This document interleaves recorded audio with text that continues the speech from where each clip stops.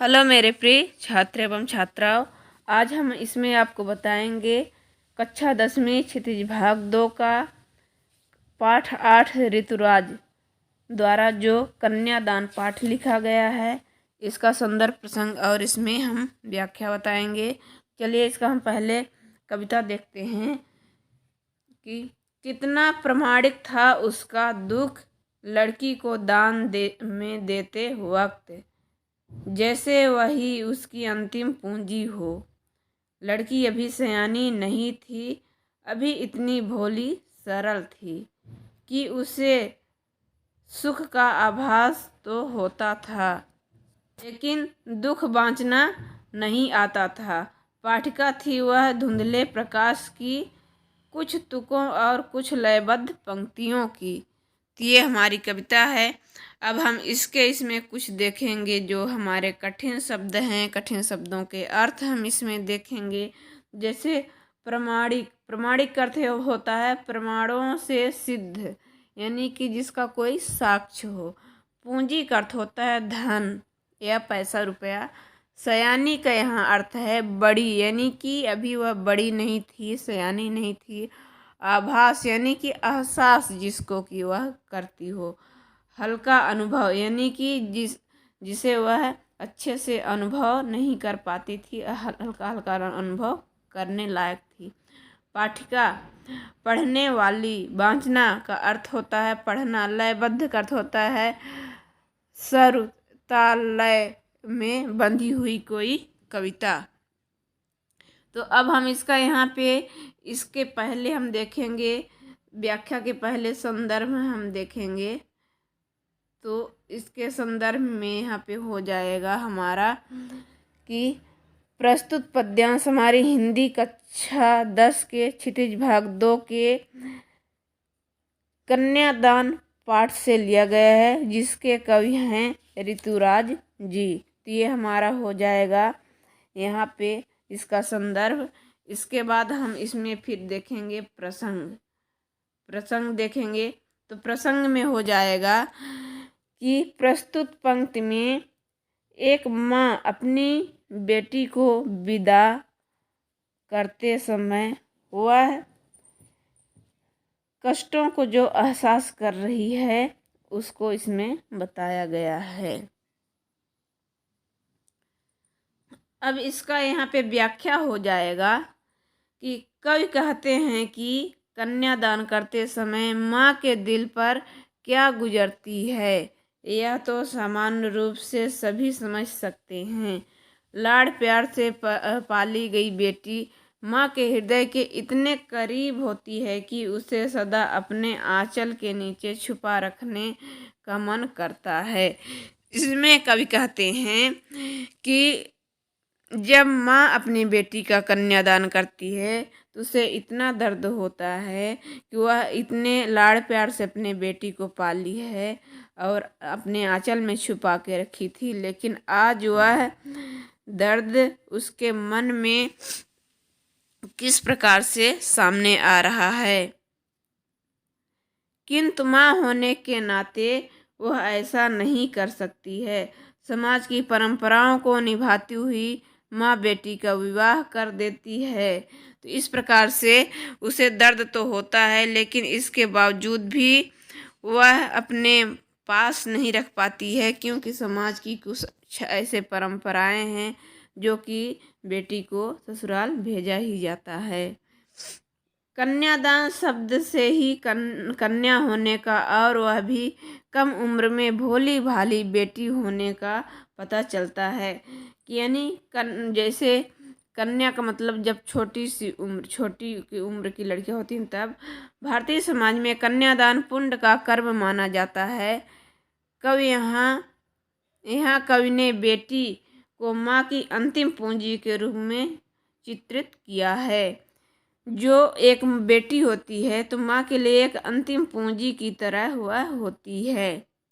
जिस प्रकार कोई व्यक्ति अपनी जमा पूंजी का अंतिम भाग बहुत सोच समझकर खर्च करता है और उस आखिरी पूंजी को दान करने में कितना मनोकष्ट होता है, उसी प्रकार माँ को भी अपना कर्तव्य निभाने में, यानी कि अपनी बेटी को को विदा कराने में बहुत ही दुख हो रहा है। जिस प्रकार से कोई व्यक्ति अपनी अंतिम की पूंजी बहुत ही सोच समझ के खर्च करता है, उसे कष्ट होता है कि अब अगर खर्च कर देंगे तो यह अब मेरे पास एक भी रुपए नहीं बचेगा। उसी प्रकार से एक माँ के लिए जो उसकी बेटी होती है वह अंतिम पूंजी के ही समान कष्टदायी होती है। उसे सदा यह आशंका बनी रहती है कि ससुराल जाकर कहीं मेरी बेटी को कोई दुख कष्ट तो नहीं होगा। विवाह के बाद के सुखी जीवन की वह कल्पना कर सकती है, किंतु जिसने कभी दुख देखा ही नहीं, कष्ट सहा ही नहीं, भला वह दुख कष्ट का सामना किस प्रकार करेगी। क्योंकि जो कष्ट देखा है, सुख देखा है, वह तो सामना कर सकते हैं, लेकिन यहाँ पे एक छोटी सी कन्या है जो कि दुख और सुख को अभी जान ही नहीं रही है, वह ससुराल में जाके उसको कैसा सामना करेगी, इस बात की माँ को चिंता है, उसे कष्ट हो रहा है। सुख सौभाग्य के हल्के आभास को कवि ने यहाँ धुंधला प्रकाश कहा है, जिसे वह अबोध सरल बेटी पढ़ सकती है, किंतु अनचाहे दुखों को पढ़ नहीं सकती, समझ नहीं सकती। क्योंकि जो यहाँ पे सहज भाषा है उसे तो वह पढ़ सकती, समझ सकती है, लेकिन दूसरे के मन की इच्छा को वह देख करके समझ और जान नहीं सकती है। तो इसमें यही कहा गया है। फिर यहाँ पे हम कुछ इसकी विशेष देखेंगे कि क्या विशेषता है। तो इसमें माँ के हृदय की कोमल भावनाओं का और आशंकाओं का कवि ने बहुत ही सुंदर वर्णन किया है। इस कविता में, यह कविता मुक्तक छंद में लिखित है, यानी कि मुक्त छंद में है। इसमें किसी भी प्रकार का छंद, तुक या तुकांत लास्ट में नहीं है। सरल खड़ी बोली में इसकी रचना की गई है। कहीं कहीं तत्सम शब्दों का पुट भी पाया जाता है। पाठिका, प्रमाणिक, आभास जैसे ये शब्द जो हैं तो तत्सम के शब्द हैं। प्रतीकात्मक भाषा का प्रयोग हुआ है, जैसे कि धुंधला प्रकाश जो है, तो धुंधला प्रकाश का मतलब है कि अभी वह अच्छे से किसी के मन को पढ़ के या देख करके समझ नहीं सकती है, इसका अर्थ होगा। फिर यहाँ पे दूसरा, यहाँ पे कविता है दूसरी, वही ही है कि माँ ने कहा पानी में झांक कर, अपने चेहरे पर मत रीझना, आग रोटियां सेकने के लिए है, जलने के लिए नहीं। यहाँ पे दूसरी कविता है कि माँ ने कहा पानी में झांक कर, अपने चेहरे पर मत रीझना, आग रोटियां सेकने के लिए है, जलने के लिए नहीं। वस्त्र और आभूषण शाब्दिक भ्रमों की तरह बंध है स्त्री जीवन के। माँ ने कहा लड़की होना, पर लड़की जैसी दिखाई मत देना। यहाँ और इनके कुछ कठिन शब्द यहाँ पे हैं कि जैसे रीझना, तो रीझने का अर्थ है मन ही मन प्रसन्न होना, यानी किसी चीज को मन ही मन देख करके प्रसन्न मत होना। आभूषण का है गहना, शाब्दिक का यहाँ पे अर्थ होता है शब्दों का। भ्रम का अर्थ होता है यहाँ पे हो जाएगा धोखा। तो इस प्रकार यहाँ कठिन शब्दों के अर्थ हो गए। जैसे कि यहाँ पे प्रसंग और संदर्भ जो पहले बताए हैं वही हो जाएगा।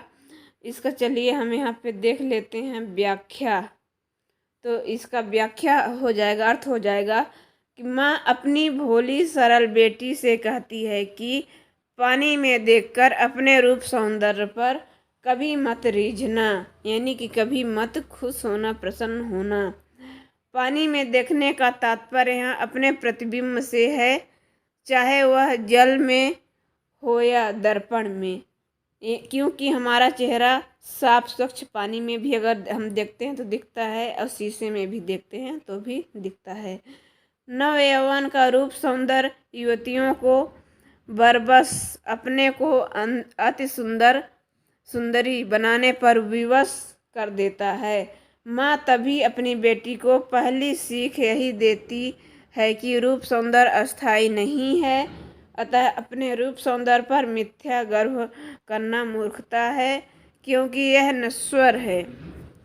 क्योंकि कुछ लड़कियां जो होती हैं अपने सुंदरता पे ज़्यादा ध्यान देती हैं और काम धंधों पे नहीं। इसलिए यहाँ पे पर माँ समझा रही है कि यह एक दिन सब सौंदर्यता जो है कुछ ही समय के लिए होता है, अस्थायी नहीं होता, यह ख़त्म हो जाएगा। इस पर तुम ध्यान मत देना, कभी भी गर्व मत करना।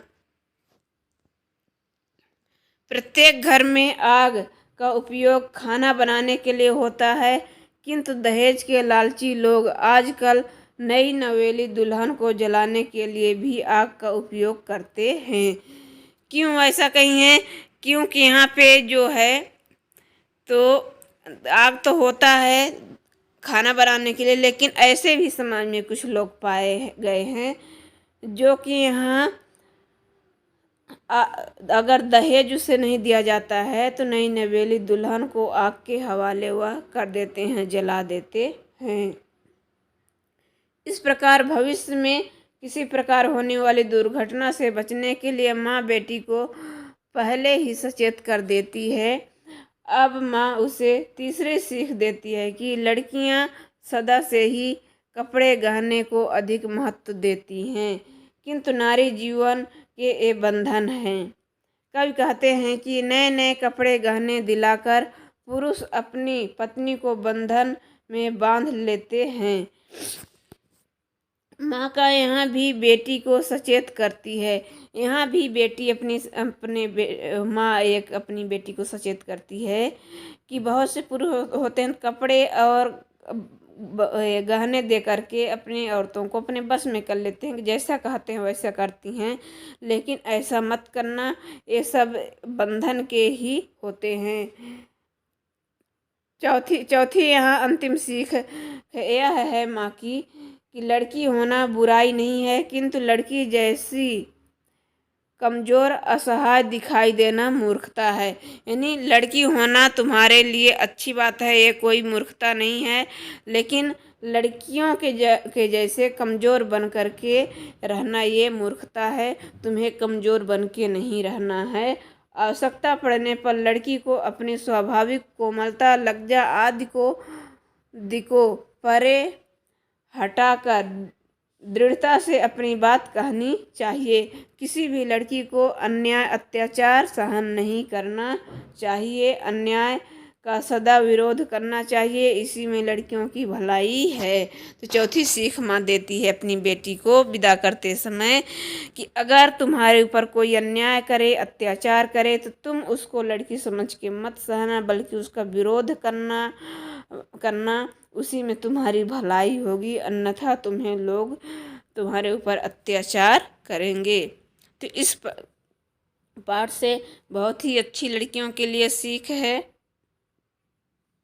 फिर यहाँ विशेष में उपर्युक्त पंक्तियों में परंपरा से परे हटकर आज की आवश्यकता अनुसार सीख दी गई है। आज की जो आवश्यकता है उसके अनुसार यहाँ पे कब इसमें सीख दिए हैं, इसमें बताए हैं।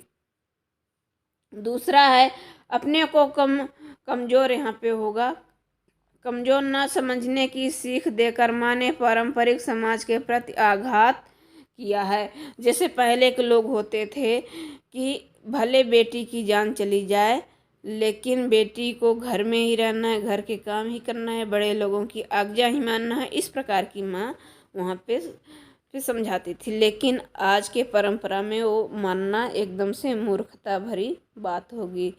तो इस प्रकार से यहाँ पे तीसरा है अन्याय अत्याचार को न सहन करना लड़कियों के लिए खासकर उचित है। अगर अन्याय अत्याचार सहेंगे तो वह उसके साथ बहुत ही गलत होगा, इसलिए यहाँ सहन तो करना ही नहीं है।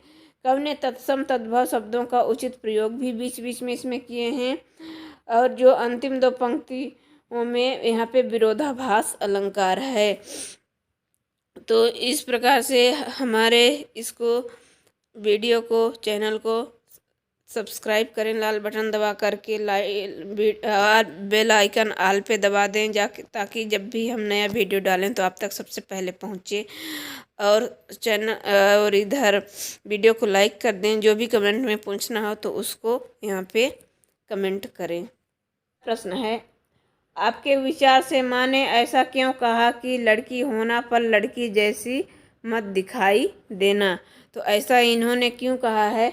क्योंकि भारतीय समाज पुरुष प्रधान समाज है। जो हमारा भारत का जो समाज है, इसमें पुरुषों को ज़्यादा महत्व दिया जाता है और स्त्रियों को महत्व नहीं दिया जाता है, कम दिया जाता है।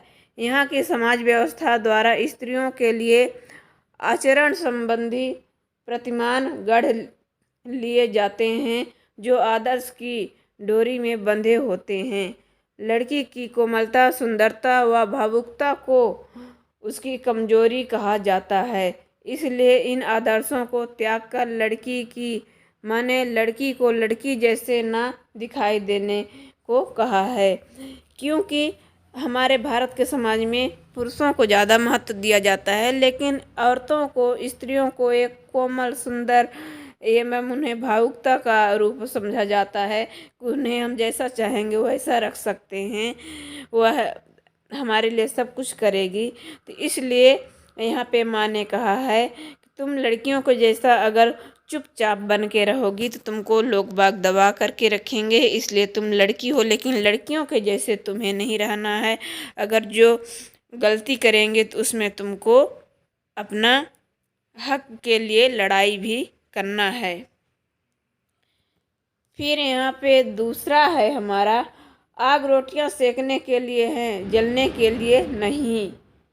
इन पंक्तियों में समाज में स्त्री की किस स्थिति की ओर संकेत किया गया है?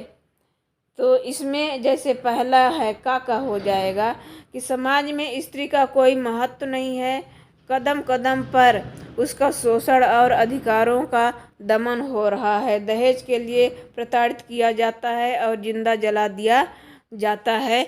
इसलिए इसमें माँ ने कहा है कि आग जो होती हैं रोटियां सेंकने के लिए होती हैं, लेकिन जलाने के लिए औरतों को नहीं होता है। कई समाजों में देखा गया कि दहेज के लिए, पैसे रुपये के लिए लड़कियों को जला दिया जाता है, जान से मार दिया जाता है। तो इसलिए माँ ने इसमें ऐसा कहा है।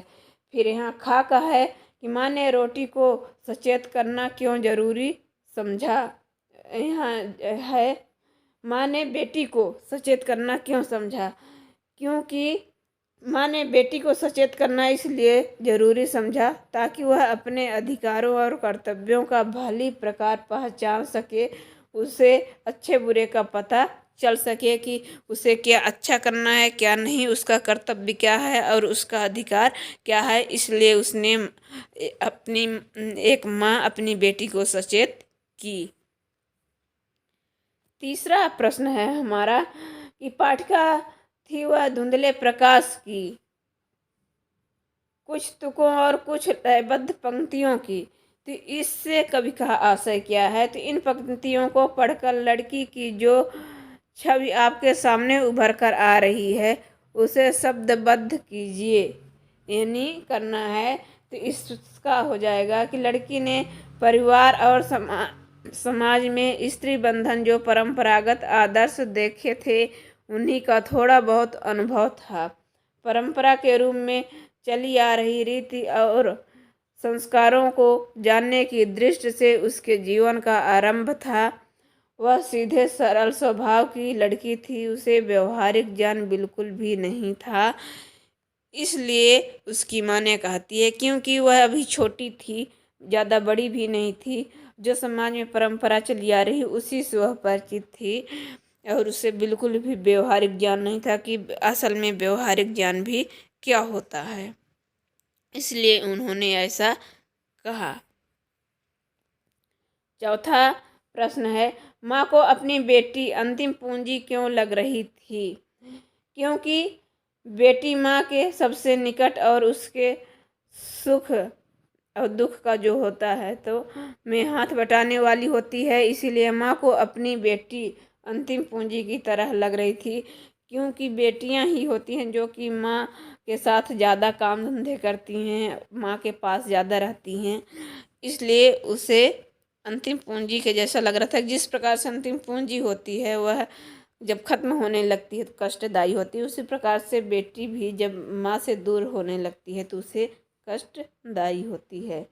प्रश्न 5 है, माँ ने बेटियों को क्या क्या सीख दी? इस कविता के माध्यम से क्या क्या उन्होंने कहा है? तो माँ ने अपनी बेटी को समझाते हुए कहा कि अपनी सुंदरता और कोमलता पर आकर्षित होकर मन ही मन प्रसन्न मत होना क्योंकि इन सब के पीछे समाज स्त्री की कमजोरी को देखता है। अगर तुम अपनी सुंदरता को देख करके प्रफुल्लित होगी, खुश होगी, तो समाज इसमें तुम्हारी कमजोरी को देखेगा और फायदा उठाने की कोशिश करेगा।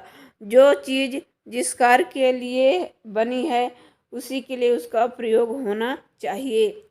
आग जो है तो रोटियां सेकने के लिए है, स्वयं को जलाने के लिए नहीं, क्योंकि आग से रोटियां बनाते हैं बल्कि ना कि किसी इंसान को जलाया जाता है। लेकिन कुछ ऐसे भी दहेज लोभी हैं जो कि अपनी बहू को दहेज के लिए ही मारते हैं और उससे प्रताड़ित करते हैं, जलाते हैं।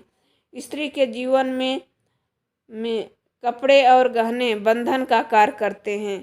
तुम लड़की वाले सभी गुण तो अपनाना, किंतु लड़की की तरह कमजोर और निरीह बनकर मत रहना। अपने अधिकारों और शक्ति को पहचानना, किसी भी अवस्था में कमजोर मत पड़ना। इस प्रकार माँ ने संचित अनुभवों के माध्यम से परंपरागत आदर्शों से हटकर सीख दी है, क्योंकि जो माँ जिन कष्टों को झेल चुकी थी वह नहीं चाहती थी कि हमारी भी लड़की उसी कष्टों को झेले, क्योंकि ये गहने जो होते हैं, कपड़े होते हैं, तो स्त्रियों को कमज़ोर करते हैं, इसमें बांध लेते हैं। तुम लड़की हो, लड़की की तरह रहो, लेकिन लड़की की तरह तुम बिल्कुल भी अपना व्यवहार या परंपरागत जो है उसको मत करना, कमज़ोर मत पड़ना लड़कियों की तरह कि तुम कमज़ोर पड़ जाओ। फिर यहाँ है कन्यादान का जो रचना और अभिव्यक्ति के जो प्रश्न हैं, तो इस पर भी हम यहाँ पे नज़र डालेंगे कि आपकी दृष्टि में कन्या के साथ दान की बात करना कहाँ तक उचित है। इस पे कहाँ तक उचित है और कहाँ उचित नहीं है, तो यहाँ हो जाएगा कि दान का अर्थ है यहाँ पे देना, यानी किसी को दे देना। जब कोई वस्तु किसी को निमित्त करके दी जाती है वह दान होता है और देने वाले का उससे फिर कोई बंधन नहीं रहता है, यानी जो देता है उसमें से फिर उसका कोई भी रिश्ता या बंधन नहीं रह जाता, खत्म हो जाता है। कन्या के दान से अभिप्राय है लड़की की शादी के बाद विदाई, यहाँ पे विदाई से मतलब है, लेकिन दान शब्द से यह अभिप्राय नहीं है कि उससे हमेशा के लिए संबंध विच्छेद हो गया है। लड़की को अपनी इच्छा अनुसार वस्तुएं दी जाती हैं, दान की जाती हैं, किंतु उसे कन्या का दान देना नहीं कहा जा सकता। यह हमारी दृष्टि में सर्वथा अनुचित है, क्योंकि सिर्फ हम लड़की को अपने इच्छा अनुसार सामान दे रहे हैं, बल्कि लड़की का दान नहीं दे रहे हैं कि हम लड़की को आज से तुम्हारे लिए दे रहे हैं, तुम जैसा मन जैसा बर्ताव कर, इसके लिए नहीं। तो यह दान देना, यह हमें जो है कि कन्या का दान देना, यह सर्वथा अनुचित ही है, यह उचित नहीं है।